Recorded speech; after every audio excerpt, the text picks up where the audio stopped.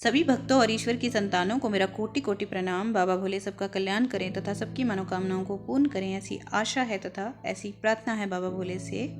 हम शतरुद्र संहिता का अध्ययन कर रहे हैं। आज हम 11वां अध्याय से शुरू करेंगे। शुरू करने से पहले ओम नमः शिवाय, हर हर महादेव।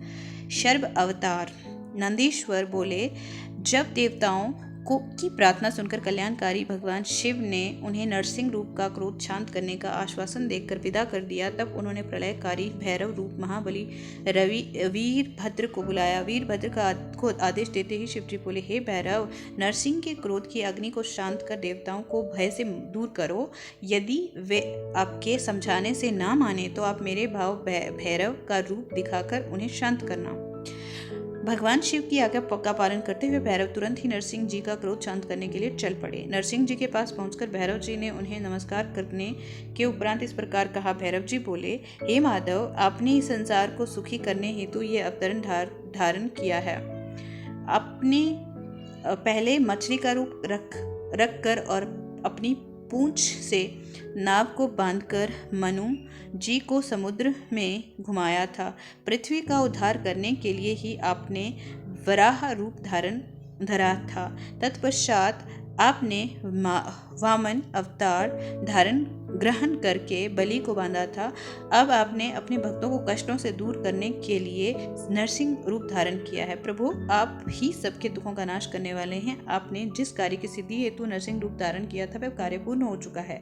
इसीलिए अब आप इस भयंकर रूप को त्याग दीजिए और पुनः अपना मनोहारी रूप धारण कर लीजिए। वीरभद्र के इन वचनों को सुनकर नरसिंह जी के क्रोध की ज्वाला और भड़क उठी और नरसिंह जी बोले, तुम यहाँ से तुरंत चले जाओ, वरना मैं इस पूरे संसार का संहार कर दूंगा। मेरे अंश से ही ब्रह्मा और इंद्र प्रकट हुए हैं, मैं ही सबका स्वामी हूँ। इस प्रकार विष्णु जी के कहे वचनों को सुनकर वीरभद्र को बहुत क्रोध आया। तब वीरभद्र बोले, क्या आप संसार के संहर्ता भगवान शिव को भी नहीं जानते हैं? मैं उन्हीं की प्रेरणा से यहाँ आया हुआ हूँ। आप अहंकार का त्याग कीजिए, क्योंकि ना तो आप इस सृष्टि के सृजन करता हैं और ना पोषण करता और ना ही संहार करता। उन्हीं परमेश्वर शिव की कृपा से आप अनेक अवतार धारण करते हैं। आपके कर्म रूप धारी का सिर भगवान शिव की अस्थिमाला की शोभा बढ़ा रहा है। आपके पुत्र ब्रह्मा का 5वां सिर भी मैंने काट लिया है। इस संसार में हर तरफ भगवान शिव की ही शक्तियां फैली हुई हैं। उन भक्तवत्सल भगवान शिव का ही शक्ति से आप मोहित हो रहे हैं। हे नरसिंह, आप तत्काल ही अपने इस क्रोध और अहंकार को छोड़कर पुनः अपने शांत रूप में आ जाएं, अन्यथा भगवान शिव की आज्ञा से यहाँ पधारे मुझ भैरव रूपी क्रोधी का वज्र आप पर पड़ेगा, जिससे आप तत्काल मृत्यु को प्राप्त हो जाओगे। 12वां अध्याय, शिव द्वारा नरसिंह के शरीर को कैलाश ले जाना। संत कुमार जी बोले, नंदीश्वर जब जी भगवान शिव के अवतार काल भैरव ने जब क्रोधित होकर नरसिंह रूप धारण किए हुए विष्णु जी को इस प्रकार क्रोध से फटकारा, तब आगे क्या हुआ? क्या उन्होंने भैरव जी की आज्ञा का पालन किया या फिर क्रोधित काल भैरव जी ने विष्णु के नरसिंह रूप का संहार कर दिया? नंदी, आप जल्दी से मेरी इस जिज्ञासा को शांत करिए। महामुने संत कुमार जी के इन वचनों को सुनकर नंदीश्वर बोले, भैरव जी के वीरभद्र रूप के इन वचनों को सुनकर नरसिंह जी, जो कि पहले से क्रोध से भरे हुए थे और क्रोधित होकर वीरभद्र पर झपट पड़े। तब वीरभद्र ने उन्हें अपनी भुजाओं में कसकर पकड़ लिया। वीरभद्र के इस प्रकार पकड़ने से नरसिंह की अत्यंत व्याकुल हो उठे। तत्पश्चात वीरभद्र ने उन्हें इसी प्रकार कसकर पकड़े रखा और उन्हें लेकर उड़ गए। वे उन्हें उड़ाकर परम पावन शिव धाम ले गए और ले जाकर शिवजी के वाहन वृषभ के नीचे पटक दिया। इस प्रकार जोर से नीचे फेंक दिए जाने पर नरसिंह रूपी भगवान श्री हरि विष्णु व्याकुल हो उठे। ये देखकर सभी देवता और ऋषि मुनि देवादिदेव भगवान शिव की स्तुति करने लगे। भगवान शिव की माया से ग्रसित होकर भगवान श्री हरि विष्णु का शरीर भय से कांपने लगा। भयभीत होकर विष्णु जी नरसिंह अवतार में त्रिलोकीनाथ भगवान शिव की स्तुति करने लगे। वे प्रभु के सामने नतमस्तक होकर खड़े हो गए। नरसिंह भगवान परमेश्वर शिव से परास्त हो गए, उनकी शक्तियां क्षीण हो गई। वीरभद्र भैरव ने नरसिंह की सभी शक्तियों पर अपना अधिकार स्थापित कर लिया। सभी देवता हाथ जोड़कर कल्याणकारी भगवान शिव के यश का गान करने लगे। तब देवताओं द्वारा की गई स्तुति से प्रसन्न होकर महेश्वर शिव बोले, हे देवताओं, अब आपको घबराने अथवा भयभीत होने की कोई भी आवश्यकता नहीं है। वीरभद्र भैरव द्वारा इस प्रकार शिवजी के नरसिंह रूप को पराजित करना एक लीला मात्र है। इससे भगवान श्री हरि विष्णु की महत्ता पर कोई भी प्रभाव नहीं पड़ेगा। मेरे सभी भक्त मेरे साथ विष्णु जी की भी आराधना किया करेंगे। ये कहकर भगवान शिव नरसिंह जी के शरीर को अपने साथ लेकर कैलाश पर्वत पर चले गए। तब भगवान शिव ने अपनी मुंडमाला में नरसिंह का मुख भी शामिल कर दिया। 13वां अध्याय विश्वानर को वरदान। नंदीश्वर बोले, हे ब्रह्मपुत्र, अब आप शशि मौली भगवान शिव के उस उत्तम चरित्र को सुनाएं जिसमें उन्होंने विश्वानर के घर अवतार लिया था। तब पहले नर्मदा नदी के किनारे नर्मपुर नामक नगर था। इस नगर में विश्वानर नाम के एक महामुनि रहते थे। वे भगवान शिव के परम भक्त थे और संपूर्ण शास्त्रों के ज्ञाता थे। उनका विवाह शुचिष्मति नामक ब्राह्मण कन्या से हुआ था। वे ब्राह्मण पत्नी अत्यंत पतिव्रता थी और अपने पति विश्वानर की बहुत सेवा करती थी। उसकी इस प्रकार सच्चे हृदय से की गई निष्काम सेवा से प्रसन्न होकर महामुनि विश्वानर उन्हें वरदान देना चाहते थे। उन्होंने अपनी पत्नी से कहा कि मैं तुम्हारी इस उत्तम सेवा से बहुत प्रसन्न हूँ, तुम्हें वर देना चाहता हूँ, तुम्हारी जो मनोकामना हो उसके बारे में मुझे बताओ। अपने पति के इन वचनों को सुनकर ब्राह्मण पत्नी ने कहा, यदि आप मुझ पर प्रसन्न हैं तो कृपा कर मुझे महादेव जी के समान पुत्र प्रदान करें। अपनी पत्नी के इस वर को सुनकर विश्वानर सोच में डूब गए कि मेरी पत्नी ने मुझसे बड़ा ही दुर्लभ वर मांगा है। ये वर तो त्रिलोकीनाथ शिव भगवान की कृपा से ही पूर्ण हो सकता है। तब उन्होंने अपनी पत्नी से कहा कि देवी, तुम्हारा ये वर तो भगवान शिव की कृपा से पूर्ण हो सकता है, इसीलिए मैं भगवान शिव को प्रसन्न करने हेतु उनकी तपस्या करने के लिए जाता हूँ। अपनी पत्नी को तपस्या के बारे में बताकर विश्वानर अपने घर से निकल गए। चलते चलते वे काशी नगरी में मणिकर्णिका घाट पर पहुंचे और अपने आराध्य के दर्शन कर उन्होंने अपने जन्म जन्मांतर के पाप नष्ट कर दिए। तत्पश्चात विश्वेश्वर लिंग के दर्शन कर उन्होंने सभी तीर्थ स्थानों में पिंड दान किया और ब्राह्मणों व ऋषि मुनियों को भोजन खिलाया।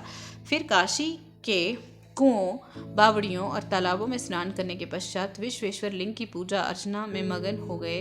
1 वर्ष तक बिना कुछ खाए पिए विश्वानर ने अद्भुत तपस्या की। 1 वर्ष बीत जाने के पश्चात जब एक दिन विश्वानर पूजा हेतु गए तब उन्होंने लिंग के मध्य भाग से एक सुंदर बालक की प्राप्ति हुई। वे बालक बहुत सुंदर था।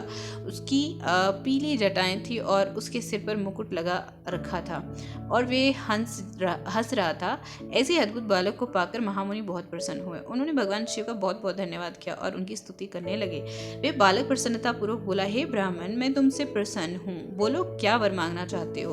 तब विश्वानर बोले, प्रभु, आप तो सर्वेश्वर हैं, सब कुछ जानने वाले हैं, अपने भक्तों के मन की बात भला आपसे कैसे छिप सकती है।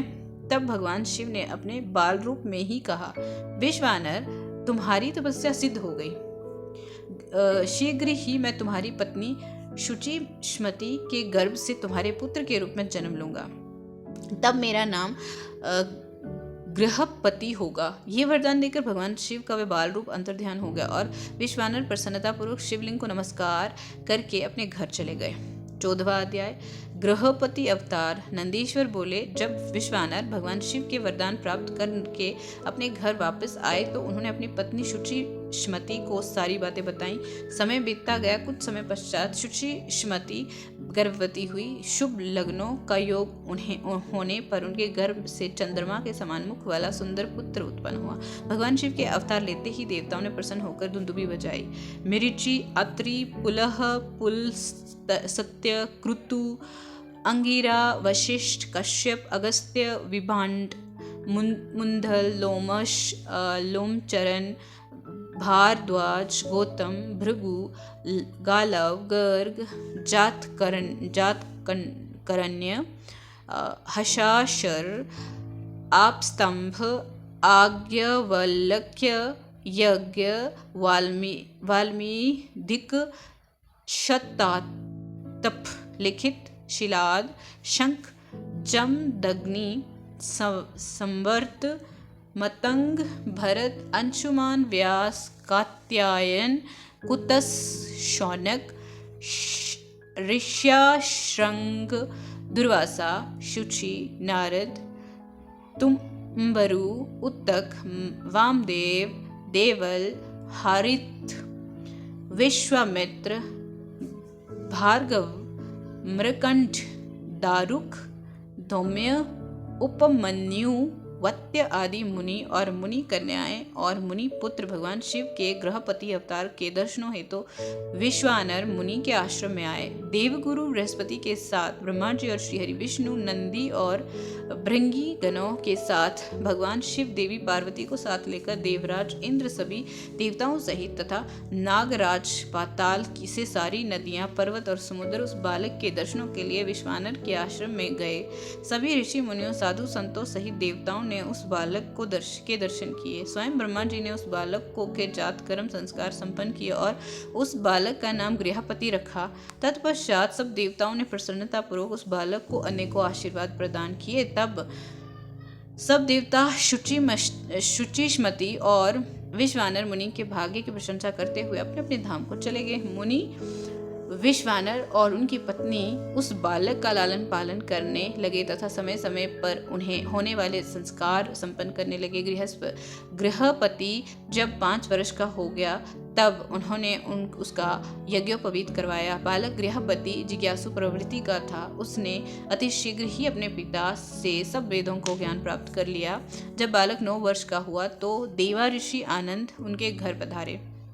देव ऋषि नारद उनके घर पधारे। मुनि विश्वानर ने उनसे अपने पुत्र के भाग्य के विषय में जानना चाहा। तब नारद जी बोले, मुनि, आपका पुत्र बड़ा भाग्यवान और वैभवशाली है, परंतु 12 वर्ष का होने पर इसे अग्नि और बिजली से खतरा उत्पन्न हो सकता है। इसीलिए आपको अपने पुत्र को अग्नि और बिजली के करीब नहीं जाने देना चाहिए। ऐसे वचन कहकर देव ऋषि नारद उस बालक को अपना आशीर्वाद देकर वहां से चले गए।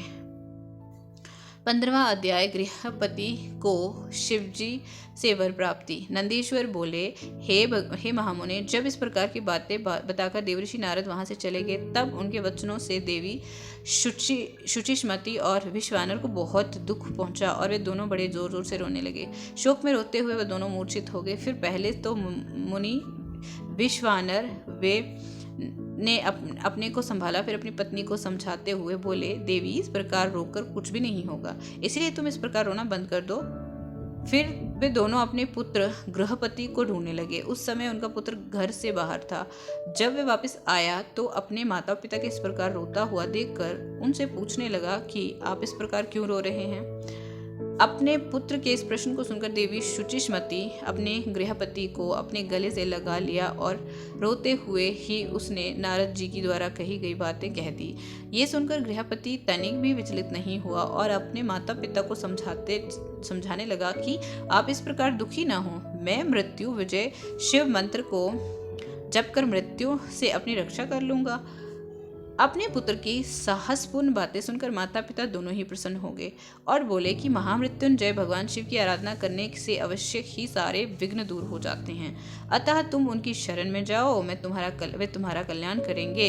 अपने माता पिता से आशीर्वाद लेकर बालक गृहपति काशी चला गया। वहां उसने स्नान करने के पश्चात शिवलिंग के दर्शन किए। विश्वेश्वर लिंग का दर्शन करने के पश्चात उसे तब बहुत प्रसन्नता हुई और वे अपने को भाग्यशाली मानने लगा और उसे प्रभु के दर्शन हो गए। तब उसने वहीं एक शिवलिंग स्थापित किया। वे प्रतिदिन उस लिंग को 108 घड़ों से गंगा जल भरकर स्नान कराता था और फिर विधि पूर्वक उनकी आराधना करता था। उसका मन सदा ही शिव के चरणों का स्मरण करता रहता था। धीरे धीरे समय बीतता गया। गृहपति ने 12वें वर्ष में प्रवेश किया। नारद जी की वाणी को सिद्ध करते हुए देवराज इंद्र गृहपति के सामने प्रकट हुए। इंद्र ने कहा कि बालक, मांगो, क्या मांगते हो। तब इंद्र की बात सुनकर गृहपति ने उन्हें नमस्कार किया और बोला, प्रभु, मैं आपसे नहीं भगवान शिव से वरदान मांगना चाहता हूँ।